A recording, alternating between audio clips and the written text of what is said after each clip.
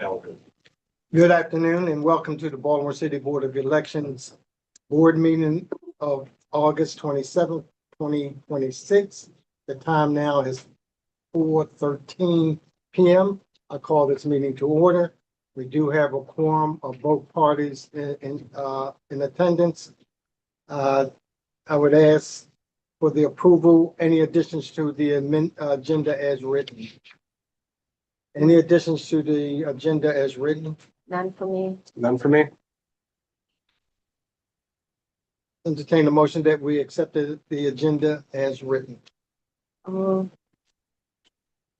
Second. Has been probably moved in second that we accept the agenda as written. Any unreadiness, any unreadiness, any unreadiness?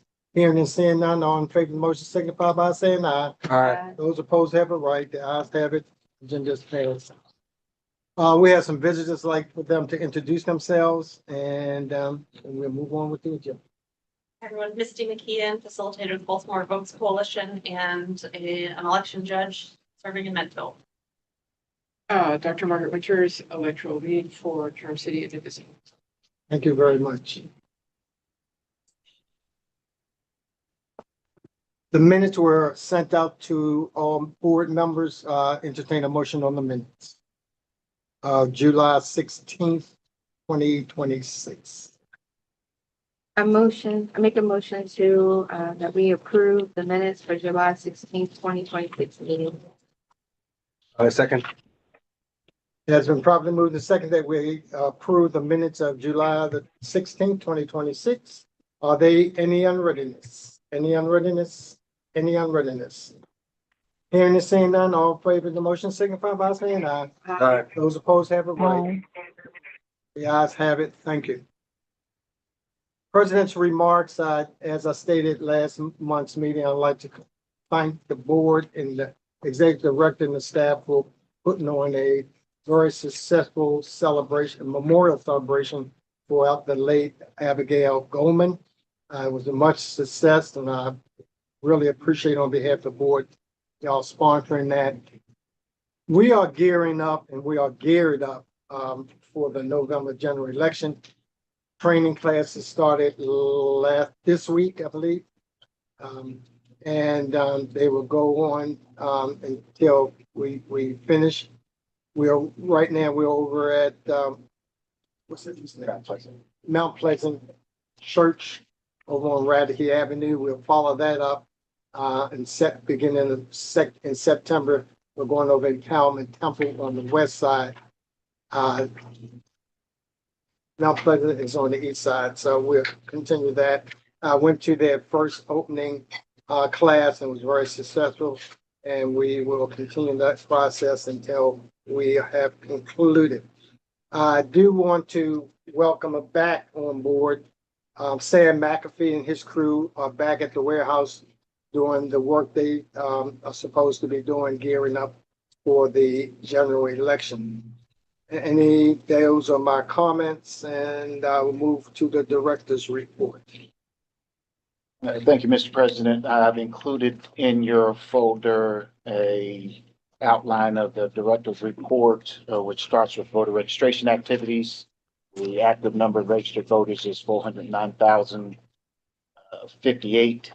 The inactive voters is 20,001, and the number of canceled voters is 222,059 voters. The election updates, we completed the primary election comprehensive audit and submitted the information to the state. There's one final piece, part of records that we need to transmit for the state board's review. That will be done by close of business tomorrow. Election updates, the baby fund petition received the requisite number of signatures and has been placed on the ballot for voters' consideration in November. The state board has completed its initial draft of the ballot, including state questions and charter amendments. And at the current state, our ballot for the city elections will be 3 pages long, which means front and back of 3 individual sheets. There's litigation underway regarding the redistricting question for the state's redistricting question. But as it sits right now, that question still remains on the ballot. So we have been proofing the ballot and have submitted edits to the state board for edits. And once they complete the edits, they'll send them back in. We'll go through another proofing process. If you don't mind, can we entertain questions on each topic? Sure. We have questions. I have my question in reference to the ballot proving of ballot. Have you or your staff seen it to make sure some of the concerns we had at the last election in reference to layout? This is a sample ballot. Has those been corrected? Is that in place on the ballot we're talking about? So the ballot that we are proofing is the actual live ballot that will go out. So we don't have The sample. the sample ballot. You do not. We do not. The Have sample you- ballot will not be created until we finalize The question. the draft of the ballot. Okay, so there's not a draft of the sample ballot minus the ingredients that goes into it. That's correct. Okay, any questions, any other questions?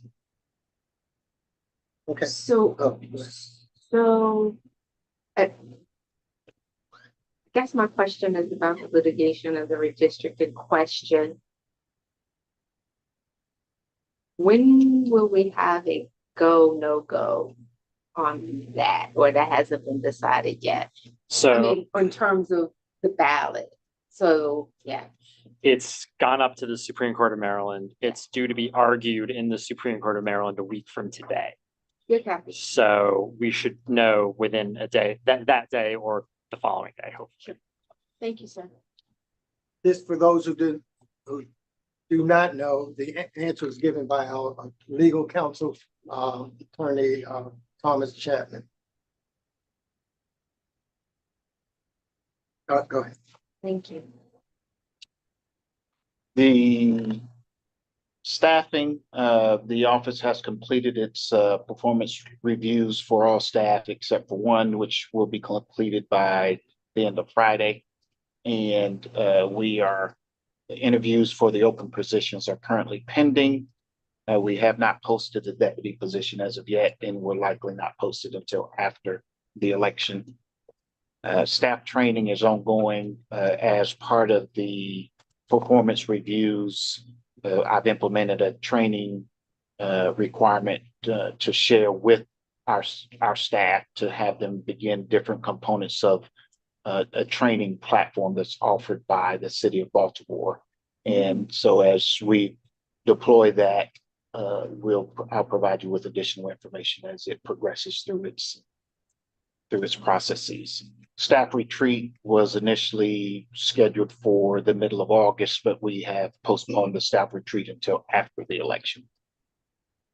With potentially moving over into 27, calendar year 27.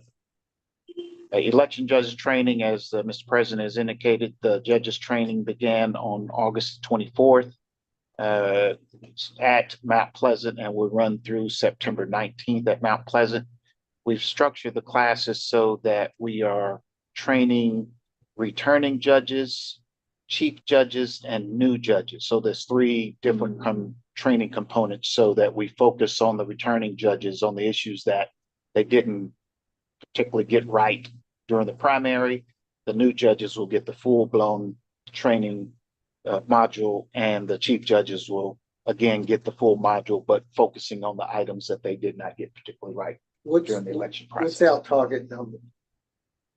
The same as the primary, which was roughly 3,000. We didn't deploy 3,000. I think we ended up deploying about 2,200, but the goal is to recruit up to 3,000 and train 3,000. Maria, if you have any questions, just chime in. Since you're not here, Okay, I will can't do. see. If you have any questions, just chime in. Okay, definitely. Thank you.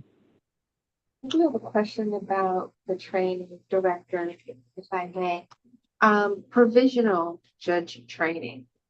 Is there like a carve out for the provisional judges? So it's twofold. Yes, sir. Every judge goes through the provisional voting Sure. training component, but then there's a separate class specifically just for provisional and same-day registration. Okay. So there's a different group of people that will go through a more robust Okay, training for provisionals. great. Okay. Yeah, thank you. Are there any contracts outstanding for the gentleman that has not been signed or has to be signed? Need to be the cabs or any other entity that we have had, it's a budget item that has calls for a contract. No, all of the contracts that required review and processing through the Board of Estimates has been completed. We do have an open contract with Empowerment Temple, but that doesn't require us to go through the procurement process with the Board of Estimates. Thank you. I was just curious in broad strokes about the PEPs, obviously without going into any detail on any individual, like across the team, what are the areas you're emphasizing for staff training and development in the coming months? So the PEPs are established on an employee's existing MS-22. And so because the number of staff that I had to review for PEPs based on the fact that Ms. Goldman passed, I was not able to review their MS-22 specifically to make any changes or to propose any changes. So the PEPs are as they were for the mid-cycle. Those folks got the same PEP for the annual cycle, and the folks that were finishing their annuals going into the mid-cycle, I basically kept everything as it was. But adding to that, I've added the training component to everyone's PEP so that they understand there's levels of improvement that we're going to encourage our staff to complete either during mid-cycle or before the close of their annual cycle. Got it. And that's through Baltimore City's HR or through It's state HR or? it's through it's a combination of it. It's the Baltimore City has a platform known as Pepco, Pepsit. Something like that. We'll get it correct for the record. Yeah. And it's actually a robust program. I've taken a couple of courses on it myself. Okay. And so the goal is for me, as I'm issuing out classes, to understand what the classes are about. So I'm taking the classes along with staff. And then if someone identifies a different course that they'd like to take, then they are certainly free to make that request for us then to provide access to that. Fantastic. So I know that, that staff wanted additional professional development. Yeah. So that was something that came Oh, in good. on our staff surveys when we did those. So that's phenomenal yes, that is now being deployed and implemented. Yes. indeed. Thank you. Are we cross-training staff? I don't know if I asked that question before. Is that in your working plan to force so they can cross-reference each other? So the answer is yes. As we are such a small shop, every staff, every division supports the other divisions as volume gets heavy. So for instance, mail-in balloting will support provisional voting as we get an additional number of provisional ballots. So there's already some cross-training going there. Mail-in provisional ballots, the voter registration will also support provisional ballots, mail-in ballots, and conversely, mail-in ballots will support registration. But there's different levels of training that I think we want to talk about for cross-training that I think will be more applicable to the question that you're asking specifically. Okay. Important dates I just want to highlight right away, but there'll be more coming. We anticipate the ballots will be printed the second week of September. At this moment, the state board has asked us to be available for the Labor Day weekend to make a final approval of the ballots. But as as Mr. Chapman just indicated, there's an argument that may go before the Supreme Court that could add some additional days onto ballot proofing for the final ballot. And then once the final ballot is approved, it will be sent by the state board to the mail ballot printer, who then handles sending out ballots to our mail-in ballot voters. The mail-in ballot deadline, initial date for mail-in ballots to be transmitted is September the 19th. The close of voter registration is October the 23rd. Of course, during early voting and election day, voters can walk into a polling location and register to vote with the correct documentation. And then early voting starts on October the 22nd through the 29th. And election day will be November 3rd, 2026, which we describe as the final day for folks to cast a ballot.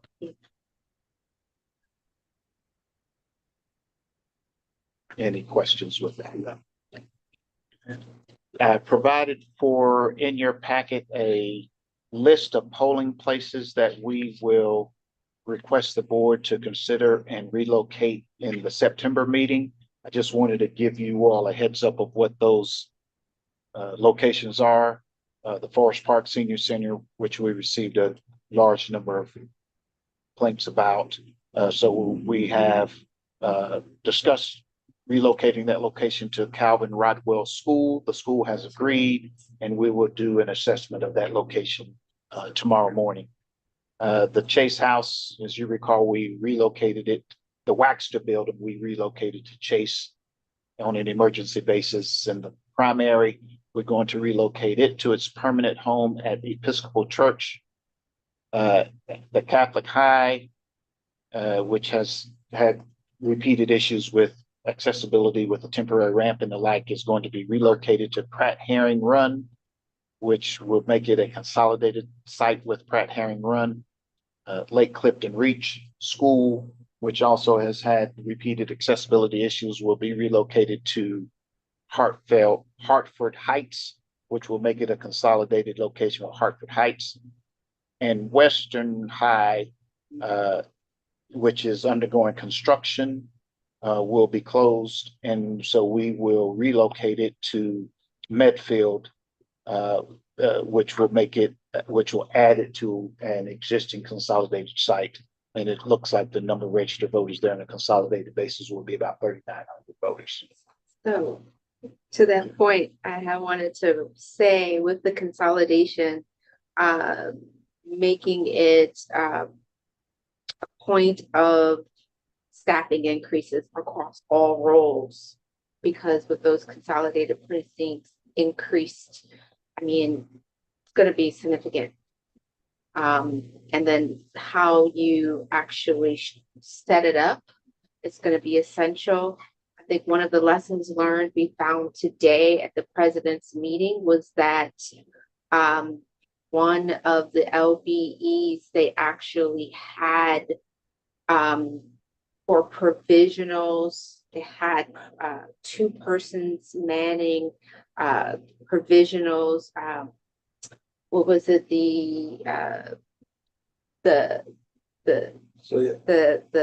When you first come in to register, and then actually the poll books, and then it had 2 persons for each precinct. So it was a total of 4 persons doing provisionals. So 2 people doing the poll books, and then 2 people managing and issuing the ballots, right? When it was a large number of consolidated precincts, to like keep it separate and distinct, right? Because some of those issues we also saw when it came to canvassing, different, people got different ballots. So just want to bring that up for a point of consideration. Yeah, I mean, I think for as we prepare for this vote next month, I'll definitely be interested in knowing if these consolidations across district lines, and then if we are consolidating across district lines, what the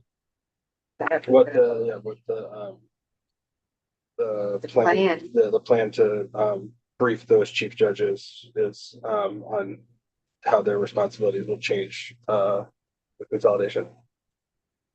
not just that, I'm looking from a logistics and operational perspective, right? Because you want to make sure that it's clear signage. Um, for instance, you stated Poly Western, it's one of the highest voting locations, perhaps one of them. So with moving it, you're gonna have people it's gonna be different. And then once you're in, what does that look like? So it'd be great to see, or not for us to see, or for the team to prepare schematic layout of what it's gonna look like, and then have that discussion with the staff so that everyone is prepared and not like on day one when they arrive, oh, it's gonna be like this. I mean, that's just something I would offer for consideration to help with the smooth transition because it's going to be heavy eyes on maybe. Thank you. As a follow-up to what has already been stated, when is the timeline, logistic timeline in communicating with the public on these changes? We will post notice to the public tomorrow, which will give us a 21-day notice before the board meeting on the 17th. Okay. And then once the board approves, we will then make the submissions to the state board, and we will notify the voters that they have been relocated, which will be done by voter notification cards. Will you share with the board any feedback prior to us voting that you may have gotten or have from communities and or other in reference to some of the suggested changes, although they may not have a way of correcting it at this late date, because a lot of things are going to be in motion by then. I'd like the board to know prior to us voting any feedback you have got, so we can take that into consideration. Yes. Okay. Any other questions? I also just want to pick up on what Hope was saying about sort of what we were learning from other boards about provisionals, and the options we have as, I guess, the board technically. Do we appoint the election judges, or we delegate that to the director? It's delegated. Yeah. So, but just the options related to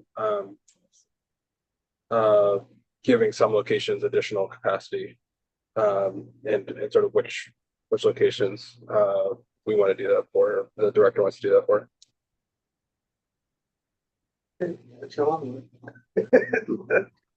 Move on. Thank you. Thank you, sir. And in your packet is a note from the state board regarding the U.S. Supreme Court matter, the federal matter related to the president's executive order to have the U.S. Postal Service interact with the mail voting process. So I'll leave that for your reading there. Voter outreach activities have resumed. The staff is participating in both in-person and virtual training sessions, and we're getting very good feedback from our efforts there. Over the last month, staff and myself attended the Mayo Maryland Association of Election Officials Conference in Prince George's, Anne Arundel County. Anne Arundel County. And it was a one-day conference, and it included a number of educational sessions that provided us with information. And at the Mayo conference, Ms. Abigail Goldman and Mr. Armstead Jones were inducted into the Mayo Hall of Fame, and plaques were awarded to both of those individuals directly. And there's a plaque that's hanging in our foyer there with it's a plaque that indicates the names of all individuals that's won the Hall of Fame inductee award. So it's there for us to hold for the year to then return to the Mayo at the end of the year. During the month of August, I attended the Election Center Conference in Kansas City. So many sessions that were included related to training techniques and educational platforms. There were several federal government agencies there that gave updates on their respective roles in the elections process. The Federal Voting Assistance Program, which deals with military and overseas voters. The U.S. Postal Service was there. Department of Homeland Security was there and provided information related to cybersecurity and the efforts that they are taking. And of course, there were best practices that were shared. So I gathered a good bit of information to bring back to share with our staff so that as we get into the next phase of building, we'll have information that can support the efforts that we want to take. That concludes my report, and I do not have any requests for board actions at this point. Thank you. Are there any questions of the director before we move? Report from the Assistant Attorney General. Thank you, Mr. President. I have nothing further to report at this time. I'm always happy to answer any questions. Thank you. Let me ask you, is there a timeline, do you think, in reference to the Supreme Court action, writing, when it comes to writing? That won't affect this. Would that affect November? Or we looking at 2028? That is, there is ongoing litigation related to that. So all I'll say for now is that it's where we and the state board are monitoring it. We will wait for guidance from the state board on whether we need to change anything or do anything differently. For right now, it's still business as usual. The thing I'm confused about is additional litigation is currently preventing the implementation of new postal requirements. What does that mean exactly? There are both nonprofit organizations and states that are challenging the new rule. So that's the litigation that's still ongoing. And just the existence of that litigation prevents the postal rules from being implemented. That depends. They are, I think, in the process of seeking injunctive relief right now. Got it. Any questions? Any questions? Any old business to come before the board? Any old business to come before the board? Any new business to come before the board? Any new business to come before the board? Next meeting date, the board is Thursday, September the 17th, 2026, unless an emergency meeting needs to be called.